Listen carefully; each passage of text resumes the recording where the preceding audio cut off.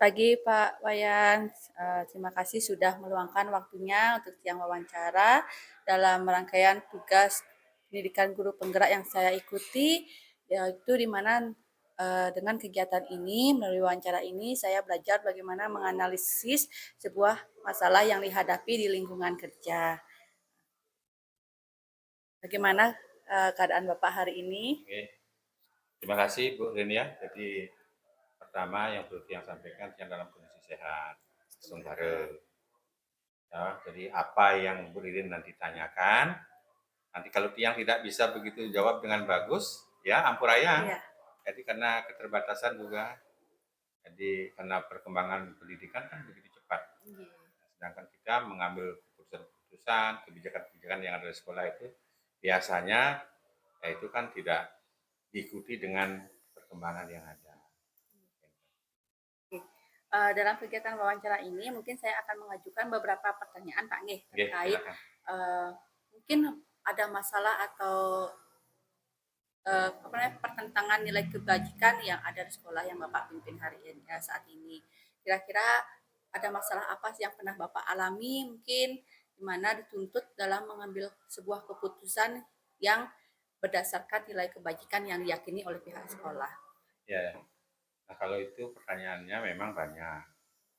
Jadi apapun yang Bapak ambil, keputusan apapun yang Bapak buat, itu pasti ada yang senang, ada yang tidak senang, ada yang suka, ada yang tidak suka. Nah, oleh karena itu kehati-hatian ini harus dilakukan. Karena ini apalagi menyangkut kepuasan orang banyak. Nah, kalau kita mengambil keputusan itu secara serampangan, katakanlah terburu-buru, itu hasilnya juga menurut saya tidak akan bisa lebih bagus. Karena yang terbaik pun juga masih ada yang membicarakan. Kurang inikah, kurang itulah. Makanya sekarang, kalau saya mengambil keputusan itu, kalau sudah mendapatkan, ya katakanlah kalau kita sudah koordinasi, tanya informasi-informasi, kalau sudah saya yakini itu informasi dan koordinasi itu sudah saya anggap benar, saya ambillah keputusan itu. Apapun yang ada di belakangnya, itu biasanya saya mengambil keputusan.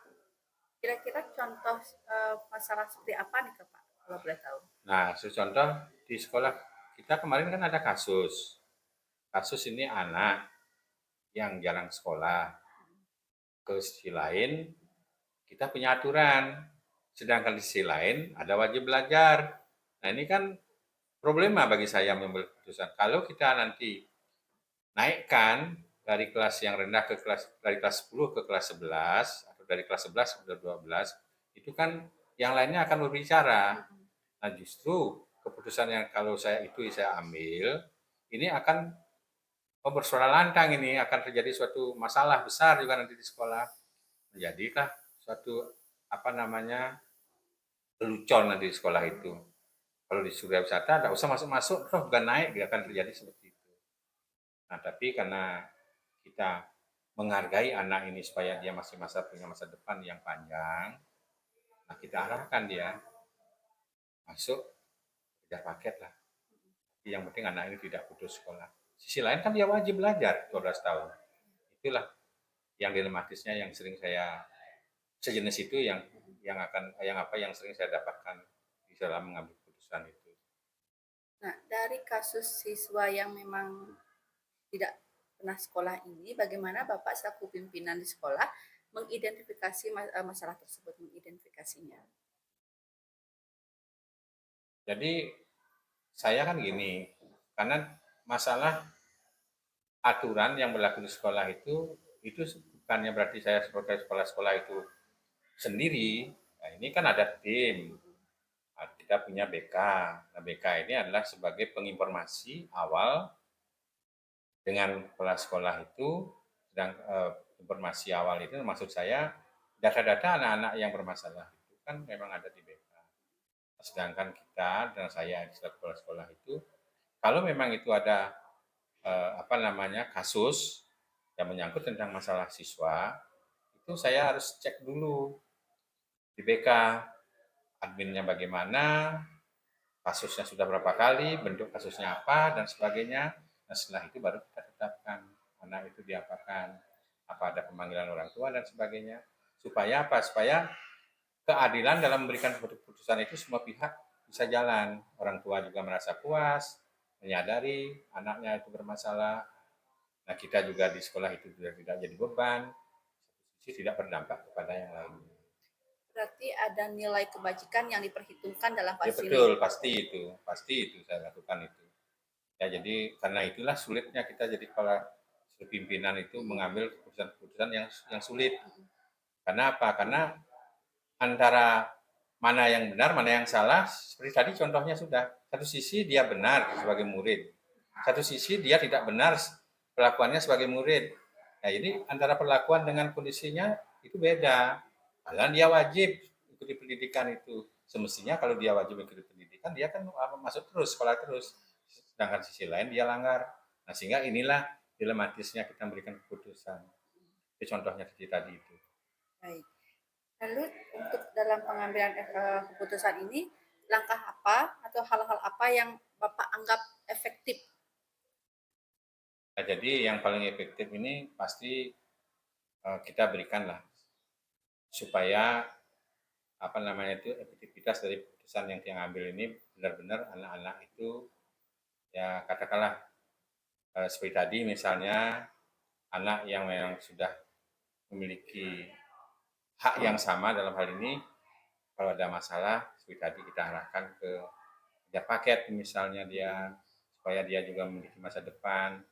Jangan sampai masa depan anak itu gara-gara hanya sekian bulan dirusak sehingga dia akan menjadi anak yang tidak memiliki masa depan yang baik. Nah itulah yang biasa dilakukan juga. Nah, terlepas daripada benar atau tidak ini. Berarti ada kolaborasi Pak Nggih antara Bapak selaku pasti pimpinan dengan BK juga gitu Pak Nggih. Lalu tantangan yang Bapak rasakan saat mengambil sebuah keputusan untuk siswa tersebut bagaimana Pak? Apakah ada tantangannya? Kalau saya dalam mengambil keputusan itu pasti saya selalu introspeksi diri. Apa benar keputusan yang saya ambil atau tidak? Cuma itu di dalam hati saya. Tapi saya tidak akan keluarkan kalau itu apa namanya saya tidak pernah keluarkan tapi itu menjadi catatan dalam diri saya. Nah, mengapa? Kadang-kadang keputusan yang benar pun juga akan bisa menjadi salah. Oleh karena itu maka dia hati-hati dalam sekali kalau misalnya itu adalah merupakan keputusan yang saya anggap itu benar, ya, jadi mudah-mudahan untuk kasus-kasus yang lain itu tetap kita melakukan suatu proses yang memang seperti apa yang sudah saya sampaikan tadi. Tidak mungkin saya akan mengambil keputusan itu atas kehendak saya sendiri. Itu harus kolaborasi. Ya, itu yang barangkali saya dapat. Berarti bisa dikatakan bahwa keputusan itu tidak selalu benar, Pak Nggih? Nggih, tidak selalu benar. Pasti tidak selalu benar. Lalu dalam melakukan atau mengambil sebuah keputusan dari masalah yang ada yang sedang Bapak tangani di sekolah selaku pimpinan, apakah ada tata kala jadwal atau mungkin Bapak langsung Kalau saya biasanya langsung. Kalau saya ya? biasanya langsung ya. Karena saya itu orangnya tidak sukaan. Kalau masalah-masalah itu dipending-pending. Kalau sekarang ada masalah, saya bisa tangani secara cepat gitu. Saya tidak mau menunda-nunda masalah. Sebab kalau menunda masalah, besoknya sudah ada masalah, besoknya juga ada masalah. Kalau menumpuk masalah itu kadang-kadang mengambil keputusannya bingung saya. Betul. Gitu. Sehingga ranahnya itu sudah akan bisa berbeda. Berarti Bapak lebih sukanya langsung menangani masalahnya. Tentunya dengan bantuan BK. Tentu pasti itu karena data-data kasus itu kan ada di BK. Nah, dari kasus yang ini mungkin Bapak sudah sebutkan tadi ada kolaborasi dengan Wakase, kemudian dengan guru BK, guru wali, dan guru mata pelajaran. Hal menarik apa yang muncul Pak ketika Bapak mengambil sebuah keputusan itu dalam diskusi dan kolaborasi dengan jadi dengan melibatkan semua unsur tadi itu merupakan suatu keplong, artinya saya plong. Jadi dia hanya mau ngetok palu putusan itu sudah merupakan suatu kolaborasi masukan semua. Ambilkan contoh, kelulusan dari suatu anak, naiknya anak ke tingkat yang lebih tinggi itu bukan semata-mata kepala sekolah loh. Jadi itu semua masukan-masukan yang didapatkan dalam rapat. Nah, kalau sudah saya putuskan di sana, itu sudah merupakan plong saya. Nah, plong artinya itu, oh putusan ini sudah selesai. Nah, barangkali yang model semacam itu tidak beban bagi saya, karena itu sudah semua semua Iya, sudah semua tahu itu. iya. Yang itu. Sudah rahasia umum ya, Iya, Pak, sudah itu, kejadian yang nggih. banyak dilakukan, terjadi di sekolah yang Nggih. lainnya. Baik, mungkin satu soal lagi, Pak, pertanyaan lagi. Kira-kira saat mengambil keputusan itu apakah masih ada perasaan atau pertanyaan-pertanyaan yang mengganjal di hati Bapak ketika keputusan itu sudah diketok palu misalkan? Iya, ada, pasti ada. Sebab saya itu kan kadang-kadang juga merasa prihatin, terutama sekarang kan pendidikan kita yang di swasta ini satu. Jadi pendidikan swasta kan pendidikan yang murni dibiayai oleh masyarakat. Yang kedua, berapa beban, berapa biaya yang dia keluarkan selama sekolah ini. Tahu-tahu di suatu saat tertentu dia mengalami masalah. Kalau misalnya sampai dia tidak sukses, sampai tidak berhasil dan sebagainya, dia kasihan dengan itu. Kasihan dengan orang tua yang begitu semangat untuk membiayai anak-anaknya, sedangkan biaya yang dia berikan kepada anak itu disia-siakan. Nah ini yang saya biasanya sering merasa, hati saya itu merasa melas lah gitu kepada anak. Tapi sisi lain saya ambil tindakan tegak, saya ambilkan tindakan ini, kalau tidak demikian merembet pada yang lainnya. Jangan sampai seperti itu. Nah itulah yang sering juga mengganjal di hati saya, apakah saya ini gimana dan sebagainya. Kalau tidak kita ambil, ya yang lainnya akan berpengaruh. Kalau saya ambil, nanti tadi ceritanya kasihan juga pada dia. Nah itu biasanya yang sering juga terjadi pada saya yang mengambil keputusan. Berarti harus ada role model yang bisa dilakukan untuk menciptakan kedisiplinan yang Ya, pasti, realitas ya tentu. di gini Ya, untuk siswa yang lain gitu Pak. ya pasti itu. Yang terakhir Bapak, dari apa yang sudah Bapak sampaikan tadi terkait kasus bagaimana Bapak melakukan pengambilan keputusan, berkolaborasi, kira-kira pembelajaran apa yang mungkin Bapak bisa sampaikan untuk saya sebagai panutan yang dalam proses pendidikan guru penggerak ini? Oke. Bahwa ternyata pemimpin itu tidak hanya sebagai pemimpin saja, tapi pemimpin ini juga sebagai contoh di dalam mengambil suatu keputusan. Karena kalau salah pemimpin itu mengambil keputusan, itu akan berdampak kurang bagus. Ya mudah-mudahan keputusan-keputusan itu ya bisalah memuaskan minimal 75% dari apa yang kita berikan kepada yang kita putuskan. Nah, sehingga dengan demikian itu yang minta juga kepada calon guru penggerak ini juga hati-hati dalam hal ini sebab ini akan berdampak ya seperti apa ya, pengalaman orang sih memang banyak, tapi dalam hal-hal yang mengambil keputusan ini tentu tidak bisa semudah apa yang apa namanya kita lakukan. Itu aja yang bisa dibilang. Iya. Terima kasih banyak Bapak untuk waktunya hari Iya. ini. Saya sangat banyak sekali dapat pengalaman, pembelajaran di mana dalam melakukan atau mengambil sebuah keputusan itu kita perlu sekali namanya kolaborasi, Pak, Nggih, nggih. patut. Kolaborasi bagaimana kita harus memisahkan, rasa idealisme kita dalam mengambil sebuah keputusan, Ya, kepentingan pribadi juga kepentingan pribadinya itu untuk kebaikan semua semua orang. orang. Ya, terima Ya. kasih banyak Bapak Ya. untuk waktunya. Sekian untuk wawancara hari ini. Semoga saya sebagai calon guru penggerak bisa menjadi apa yang diinginkan ke Ya. depannya, khususnya berbagi praktek baik dengan rekan sejawat dalam mengambil sebuah keputusan di Ya. kelas. Ya. Terima kasih Bapak, Ya. selamat Ya. pagi. Selamat siang Pak Nyoman. Mohon maaf Diki mengganggu waktunya sedikit. Ya, saya dari Didin Wijayanti, calon guru penggerak angkatan 10 dari SMA Surya Wisata. Mohon izin untuk wawancara Bapak selaku kepala sekolah dari SMA Negeri 2 Tabanan, nggih Pak nggih. Nah, terkait kegiatan Tiang Diki adalah untuk mewawancarai 3 kepala sekolah terkait bagaimana Bapak selaku kepala sekolah menindaklanjuti dalam pengambilan keputusan ketika sekolah Bapak dihadapkan oleh dilema etika dalam pengambilan keputusan. Ya, terima kasih. Ya. Etika itu terkait dengan attitude. Kalau di sekolah itu lembaga institusi resmi tentu ada SOP yang tertulis berupa peraturan. Tata tertib, mulai dari pakaian, masuk sekolah, kemudian pulangnya, mengasuhnya, semuanya diatur. Dan itu harus etika. Dilema tata tertib itu, etika itu harus disepakati dulu oleh orang tua siswa dan sekolah sama guru.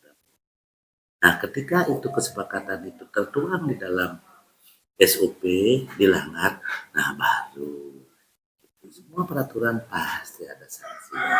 Gitu. Adapun kesepakatan itu sanksinya apa? Tetapi ya tentu di pendidikan sanksi-sanksi semua sifatnya etika. Oke. Pernah nggak Bapak selaku kepala sekolah itu pernah dihadapkan oleh masalah yang dilema etika di mana Bapak dihadapkan oleh kebenaran melawan kebenaran atau kebenaran melawan kesalahan dalam pengambilan Ya keputusan? pastilah kebenaran lawan kebenaran begini. Misalnya dia lambat, tidak lambat sekolah, itu kan harus jam 7.20 pintu gerbangnya sudah ditutup. Tapi ada alasan mereka karena menunggu ibunya yang pertama. Nah, ketika itu sudah kita tahu bahwa memang menunggu terlambat ke sekolah karena ada pemeriksaan dokter segala macam ibunya pun ya itu adalah toleransi. Itu di sana ada kebijakan ya, tentu sebelum itu sesungguhnya bisa diakali dengan cara nelpon walinya kepada kami gitu, tapi karena mungkin emergensi nggak dapat ya ditoleransi ya. Kalau kebenaran lawan kesalahan, kalau memang dia karena lambat bangun nggak bisa ya pasti nggak benar, sudah pasti harus kena hukuman sanksi gitu. Kena sanksi Pak Nggih. Ya tentu sanksi itu tentu bijaksana, kebijakan itu tetap pada bukti-bukti fisik yang terlihat yang ada gitu. Lalu bagaimana selama ini Bapak mengidentifikasi kasus-kasus yang merupakan dilema etika atau bujukan moral tersebut? Ya tiap hari identifikasi, tiap hari mana termasuk pelanggaran ya, kenakalan, mana yang secara biasa, yang berat dan sedang, itu semua masuk di tata tertib sekolah. Secara umum tata tertib itu mengatur bukan hanya siswa loh, mengatur tentang pegawai, mengatur guru, mengatur masyarakat yang datang sekolah atau kita keluar, semuanya diatur. Dan itu harus disepakati bersama, tidak boleh sepihak. Sekolah saja tanpa tahu murid atau tanpa orang tua, tanpa tahu komite juga enggak. Gitu ya. Berarti harus ada kesepakatan antara orang tua, siswa, guru, komite. Iya. Proses kesepakatan itu seperti apa Ya, Pak? pada saat tahun ajaran baru. Tahun ajaran baru di kita selodorkan begini. Mungkin ada tambahan, ada pengurangan, ada yang dikritisi. Penting sekali itu. Harus ada kesepakatan tertulis lagi. Iya, tertulis gitu. Iya. Jadi seperti ada fakta integritas seperti itu Pak ya. Untuk acara. Iya. Bagaimana Bapak selaku kepala sekolah menjalankan pengambilan keputusan sekolah Bapak, terutama untuk kasus-kasus di mana ada dua kepentingan yang sama-sama benar atau sama-sama mengandung nilai kebajikan? Ya, semua mengambil kebenaran. Ya tidak, itu kebijakan di sana. Nah tadi contohnya anak-anak misalnya kan bawa sepeda motor nih. Misalnya supaya mudah-mudahan tidak terjadi kecelakaan. Ya ada berat sedikit, ya jelas ya lambat masuk. Setelah ada pemberitahuan ke sekolah dari pihak orang tua atau siswa itu sendiri bahwa terlambat itu karena kecelakaan, ditoleransi. Besoknya atau surat keterangan dokter atau orang tuanya datang ke sekolah, ini kan semua benar. Iya. Kita juga menjalankan aturan itu terlambat benar, mereka juga terlambat karena kebenaran. Nah, toleransi musibah itu toleransi yang nilai kebajikannya dan ada komunikasi. Toleransi dan komunikasi itu yang penyelesaiannya. Tapi tetap komunikasi itu penting Pak. Penting, koordinasi. Iya benar. Lalu langkah atau prosedur seperti apa yang biasa Bapak lakukan jika bertemu dengan masalah-masalah seperti ini? Nah, itu. Atau masalah lainnya? Ya.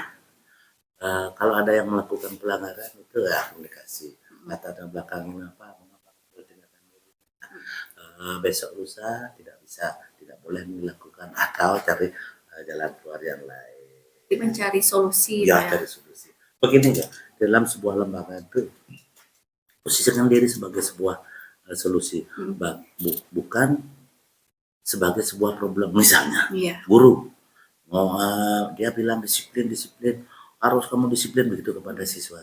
Padahal guru itu malas enggak itu. Guru itu merupakan program jadi kalau merupakan guru itu merupakan solusi, dia harus memberi contoh dan jadi contoh. Sedikit ngomong tentang disiplin karena kita sudah disiplin diikuti oleh anak-anak itu. Guru pegawai merupakan bagian dari solusi, bukan bagian dari solusi. Oke. Gitu. Merupakan solusi langsung Pak Ya, Ege. langsung Langsung guru itu. bisa dilihat oleh Ya, siswanya. anak-anak sekarang seperti itu kan. Iya, mencontoh langsung Iya. yang ada. Oke. Hal apa saja yang selama ini Bapak anggap efektif dalam pengambilan keputusan kasus-kasus dilema etika? Ya, dilema etika itu pendekatan. Pendekatan. Karena proses ya, Pak, ya pendekatan. Kita posisi kita seperti guru BK, tidak menjudge siswa, tidak menyalahkan, tetapi cari jalan keluar, cari solusi. Misalnya menghimbau kalau kamu melaksanakan ini akibatnya. Kalau kamu tidak melaksanakan, ini akibatnya. Buat kesadaran intrinsik mereka untuk menaati aturan. Semua hidup ini semua ada aturan. Motivasi intrinsik penting, bukan ekstrinsik, ya, dari dalam diri. Dalam pengambilan keputusan itu berdasarkan hasil identifikasi, melihat siapa yang terlibat, apakah Bapak ada melaksanakan 9 langkah dalam mengambil keputusan, Pak? 9 langkah dia maksudnya. Nah, 9 langkah keputusan kan pertama itu adalah mengidentifikasi masalah Iya, yang semua. ada. Ya, betul. Berarti Bapak sudah lakukan tadi seperti yang Bapak bilang, mengidentifikasi, Ya. kemudian melihat siapa yang terlibat di dalamnya, Ya. entah itu siswa, orang tua atau pihak sekolah. Kemudian ada namanya Bapak, apakah Bapak melihat dilema etika itu dalam bentuk kayak mengambil keputusan itu berdasarkan individu atau kelompok, atau berupa rasa kasihan dengan keadilan, melihat jangka pendek, jangka panjang, atau keadilan dan rasa kasihan ke? Begini, kalau tentang dilema etika itu yang penting anak-anak itu kesadaran yang terakhir bahwa apa yang dikerjakan itu dengan proses penyadaran, apa yang tidak boleh dilakukan oleh anak itu, bahwa mereka tidak sadar mereka sadar melakukan ketidakbolehan itu, jadi penuh kesadaran. Jadi penyadaran adalah poin tertinggi dalam hidup anak-anak kita.